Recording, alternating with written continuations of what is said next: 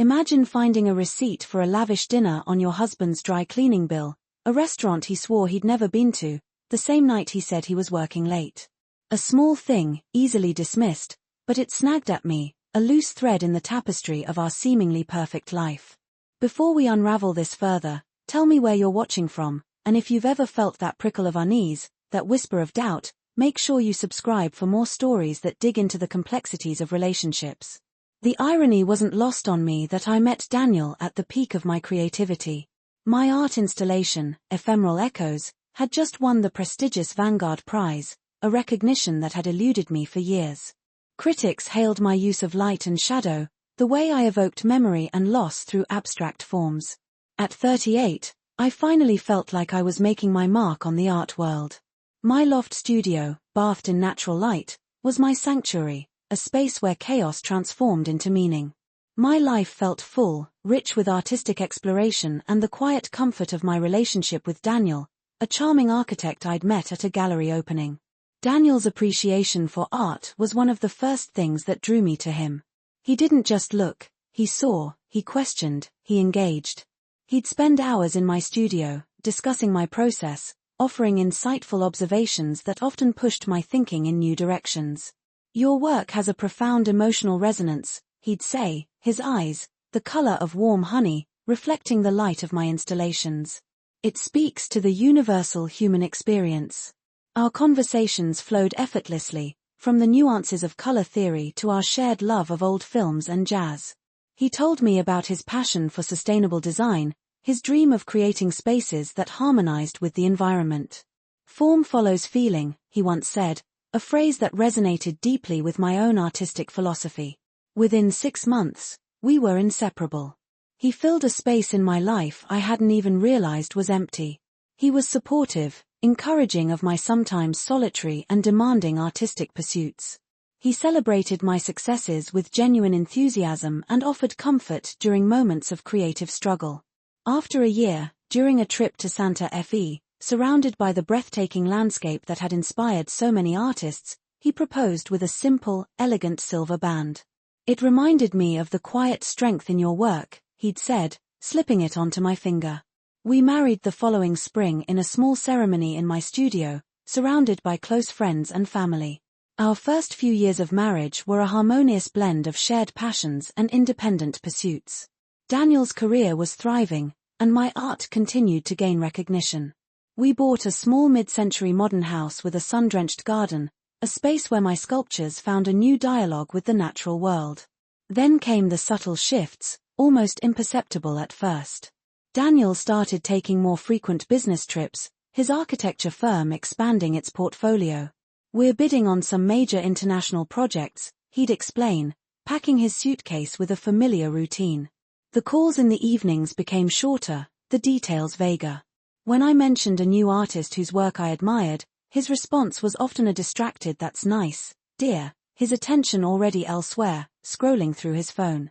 I attributed it to the pressures of his demanding career, the long hours and tight deadlines. We were both driven individuals, after all, accustomed to the ebb and flow of intense work periods. But then there were the small inconsistencies, the fleeting moments that planted a seed of unease. He'd mention a meeting with a colleague whose name I'd never heard before. He'd come home late with the faint scent of a cologne that wasn't his. When I asked about his day, his answers felt rehearsed, lacking the spontaneous details that once characterized our conversations. The receipt for the expensive dinner, tucked away on the dry cleaning bill, became a focal point of my growing suspicion. He'd said he was working late at the office that night, ordering takeout at his desk. Why the elaborate meal at Le Fleur, a restaurant known for its romantic ambience? Driven by a gnawing feeling I couldn't ignore, I started paying closer attention. I noticed the way his phone would buzz with messages at odd hours, the way he'd quickly turn the screen away when I entered the room. I started checking our shared bank statements online, looking for anything that seemed out of the ordinary. There it was, regular charges at a boutique hotel downtown, always on weeknights when he claimed to be at late meetings. My heart pounded in my chest, a cold dread washing over me. A hotel? Who was he meeting? One rainy Tuesday, when Daniel was supposedly on a business trip to Chicago, I decided to act on an impulse. He'd mentioned needing to pick up some files from his office before heading to the airport. I drove to his firm, my hands trembling on the steering wheel. The parking lot was nearly empty, but his car was there. I parked a few blocks away and walked back, my umbrella doing little to shield me from the downpour. I saw his office window on the 3rd floor, a light flickering within. My breath caught in my throat. He wasn't in Chicago. I walked into the building lobby, pretending to be a delivery person. "I have a package for Mr. Daniel Hayes," I said to the receptionist, my voice surprisingly steady. "Is he in his office?" The receptionist checked her computer. "Yes, he is. 3rd floor, suite 302. My legs felt like lead as I took the elevator up. Standing outside his office door, I could hear muffled voices inside. Taking a deep breath, I pushed the door open. The scene that greeted me shattered the world I thought I knew. Daniel was there, not alone, but with a woman I'd never seen before. She was laughing, her hand resting on his arm. A half-empty bottle of wine sat on the desk between them, along with 2 plates of what looked like a catered meal. The air was thick with a familiarity, an intimacy that excluded me entirely. Daniel's face drained of color when he saw me, his eyes wide with panic. The woman looked equally shocked, her hand quickly retreating from his arm. "Sarah," Daniel stammered, his voice a choked whisper. "What are you doing here?" My mind reeled, the pieces of the puzzle slamming together with brutal force. The late nights, the vague excuses, the hotel stays, the perfume, the receipt, it all coalesced into a devastating truth. He wasn't just having an affair, he was living a double life, creating a separate reality while pretending to share one with me. The confrontation that followed was a blur of accusations, denials, and tearful confessions. He tried to explain, to minimize, to paint himself as a victim of circumstance, torn between 2 loves. But his words rang hollow, the carefully constructed facade of our marriage crumbling around us. I didn't scream, didn't rage. Instead, a cold, quiet resolve settled within me. The man I thought I knew didn't exist. The life we had built was a lie. In the aftermath, I sought solace and support from my best friend, Chloe. Over countless cups of tea, I recounted the details of Daniel's betrayal, the shock and pain of discovering his deception. Chloe listened patiently, offering unwavering empathy and practical advice. "You deserve better than this," she said firmly. "You need to protect yourself." With her encouragement, I consulted a lawyer, began documenting everything, and started the painful process of untangling our lives. The other woman, whose name was Olivia, eventually reached out to me. She, too, had been deceived, believing Daniel was separated and finalizing his divorce. We met for coffee, 2 strangers bound by a shared betrayal. There was no animosity between us, only a weary understanding of the elaborate web of lies he had spun.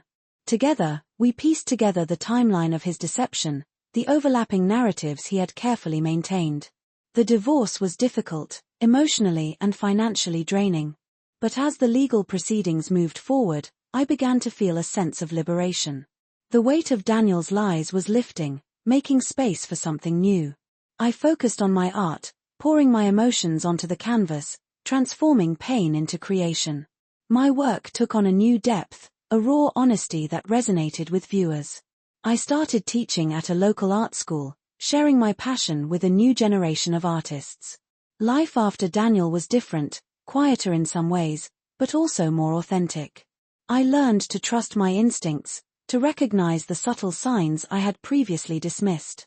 I rediscovered friendships I had inadvertently neglected during my marriage, finding strength and connection in unexpected places.